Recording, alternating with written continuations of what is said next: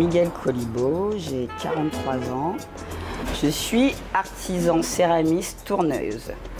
Donc ma spécialité, ma spécificité, c'est que je suis tourneuse, je tourne autour de potiers. Je ne fais pas que ça, mais c'est ma spécificité et c'est ce que je préfère faire.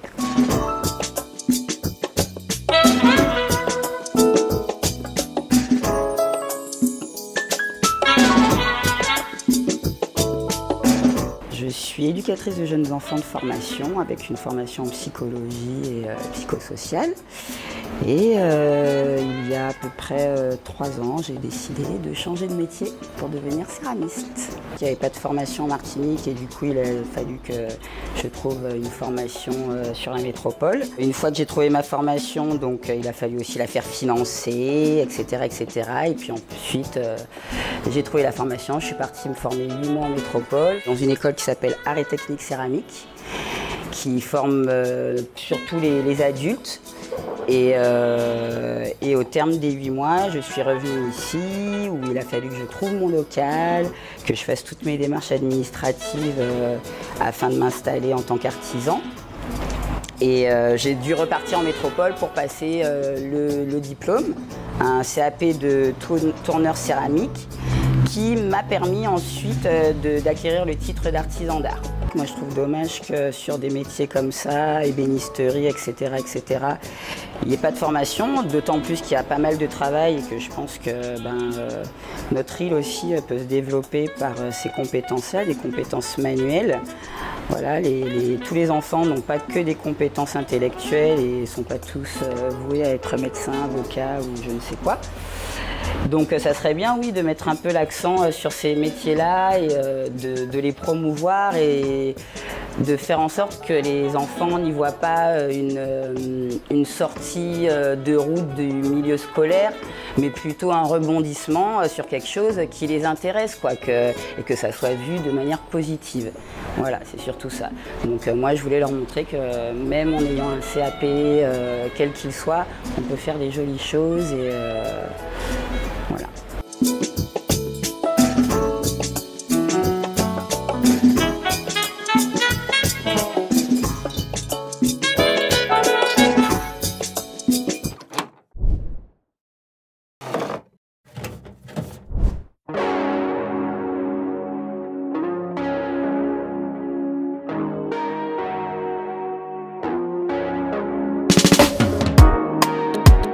Alors, Salé-Centre, d'abord, c'est un atelier d'artisanat, c'est un atelier de céramique. Donc c'est mon lieu de travail où je produis, où je fais toutes mes pièces.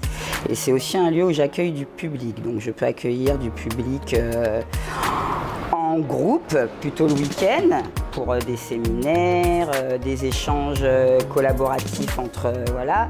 Dans un autre cadre, en fait, c'est permettre aux gens d'avoir une cohésion d'équipe et puis de sortir un peu de leur cadre de travail en faisant quelque chose de fun. Ça peut être aussi des familles, ça peut être des enfants, ça peut être des touristes. Donc je suis assez souple dans mon emploi du temps et j'essaie de m'adapter un petit peu à la demande de chacun. C'est pour ça que j'ai des ateliers à la carte. Et puis après, j'ai les ateliers hebdomadaires où les gens viennent régulièrement pour avoir une activité céramique de loisir. Et puis, j'aimerais aussi avoir un peu plus un axe de formation, c'est-à-dire proposer, que je commence à faire à la demande, mais des mini-stages pour des gens qui voudraient perfectionner telle ou telle technique. Et ensuite, il y a la partie boutique où les gens peuvent acheter en direct. Et j'ai la partie professionnelle, là où je vais travailler plus avec des restaurateurs, l'hôtellerie, des boutiques, des torréfacteurs. Et là, je suis aussi en train de travailler sur une boutique en ligne, où là, il y aurait plus des pièces un petit peu d'exception avec de la collaboration avec d'autres artisans.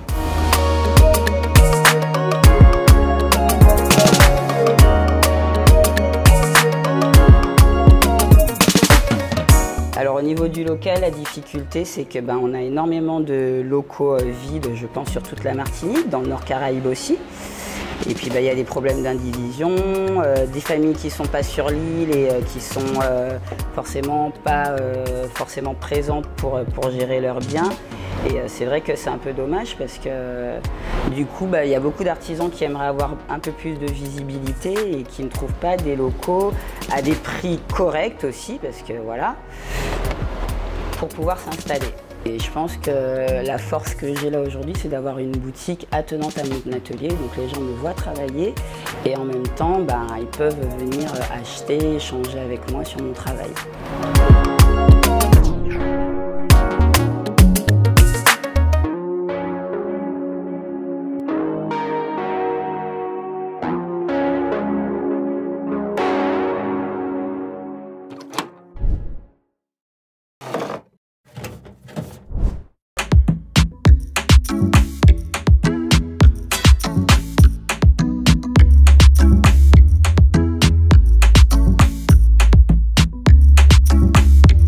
Bon, au départ, c'est vrai que je voulais faire des cours, mais je pensais pas que ça allait prendre cette ampleur-là. Et en fait, vu l'engouement des gens pour la céramique, je me suis dit, bon, pourquoi pas. De toute façon, j'avais créé l'atelier pour recevoir du public, mais c'est vrai que j'avais pas prévu d'avoir des gens en tournage.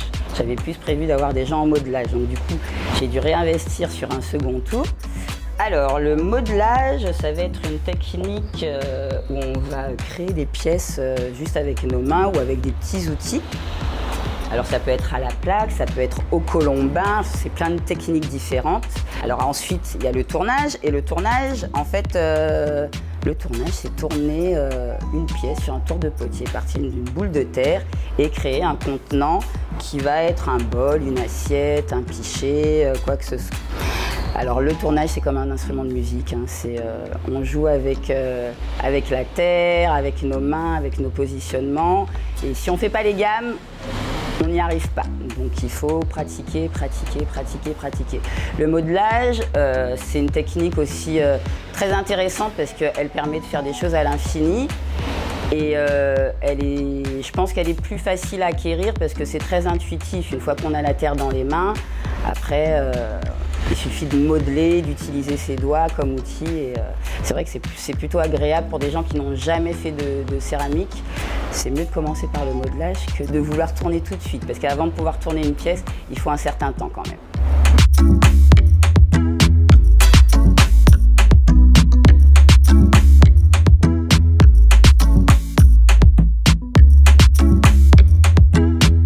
Moi déjà, ça me permet de sortir de ma zone de confort, de travailler avec d'autres personnes qui ont d'autres techniques. Ça m'apporte aussi un peu plus de créativité, notamment j'accueille souvent les tatoueurs d'encre de Chine et eux, c'est de très bons dessinateurs. Donc c'est vrai que dans leurs dessins, ça me donne des idées. Ce que je fais, ça leur donne aussi de la créativité. Ils viennent ici pour avoir d'autres supports pour dessiner.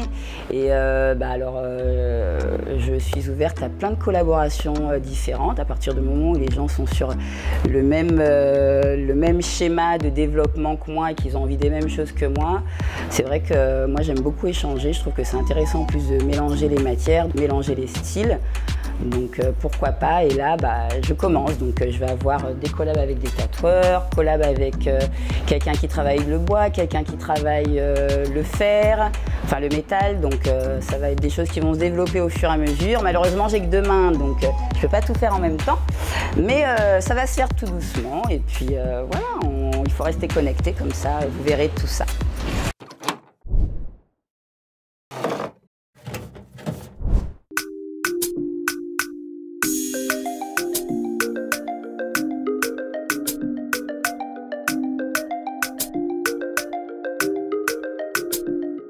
C'est rare que je crée une pièce une par une, c'est vrai que sauf si c'est des commandes particulières, en général c'est des séries. Donc notamment quand je vais tourner, je vais d'abord tourner mes pièces, une petite série. Je vais devoir surveiller le séchage de manière à les tournasser, c'est-à-dire créer les pieds dans les pièces, retirer toute la terre qui est en surplus et lui donner sa forme définitive. La pièce va devoir sécher encore un petit peu. Et là, j'ai 2 possibilités. Soit je vais émailler les pièces, c'est-à-dire que je vais poser un liquide où dedans, en fait, on a de la poudre de verre en suspension et des oxydes qui va donner ce côté brillant et lisse de la pièce. Ou alors, je peux faire des décors à l'engobe. Là, c'est de la terre liquide mélangée avec des oxydes et dedans, je viens faire des dessins. Mais toutes les pièces, après, sont aussi émaillées. Donc, en fait, chacune des pièces est cuite 2 fois au moins une première fois à 980 degrés et une seconde fois à entre 1230 et 1270 selon les pièces que j'ai au four.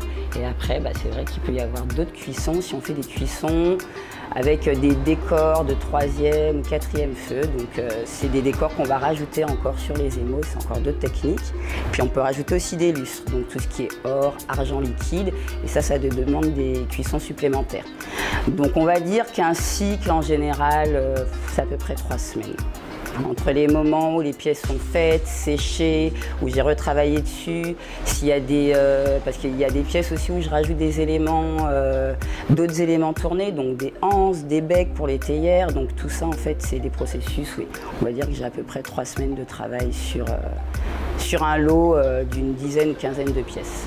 Alors mes pièces sont signées Sable et Cendre, hein. Toutes les pièces sortent de cet atelier, donc les pièces sont signées Sable et Cendre. Toutes les pièces que j'ai à l'atelier sont uniques, puisque de toute façon c'est ma main qui a travaillé, ma main ne fait jamais exactement la même chose.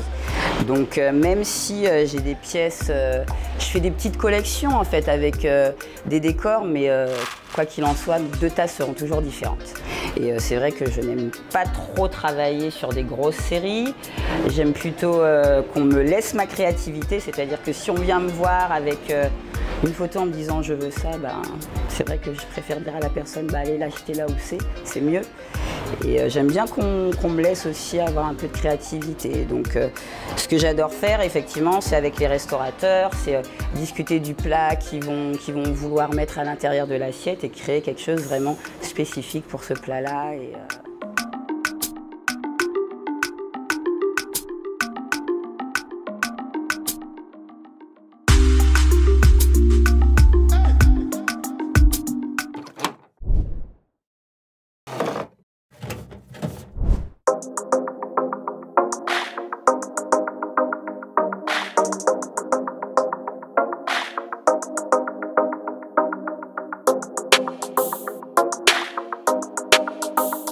Pour le futur, j'envisage surtout la pérennité de Sable et Cendre, telle qu'elle est là déjà, ça me va vraiment très bien. Sable et Cendre voudrait un petit peu s'élargir et c'est pas possible dans ce local-là, puisque c'est quand même mon lieu de travail et que bon, j'ai besoin quand même de cadre et j'aimerais avoir un second lieu où je pourrais accueillir des gens qui ont déjà une petite connaissance en céramique et qui savent déjà être autonomes et qui pourraient pratiquer de manière libre avec des outils et des ustensiles qui seraient mis à leur disposition.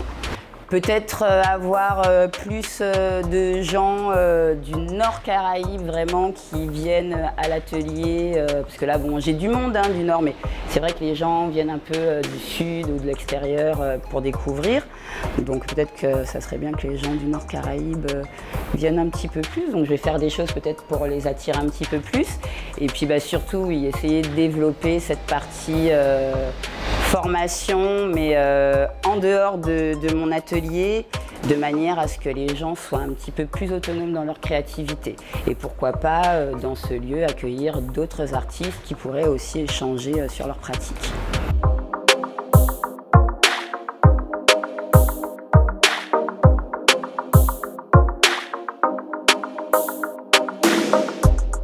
N'hésitez pas à venir me voir, à venir discuter avec moi, à venir échanger avec moi, parler de céramique ou d'autres arts.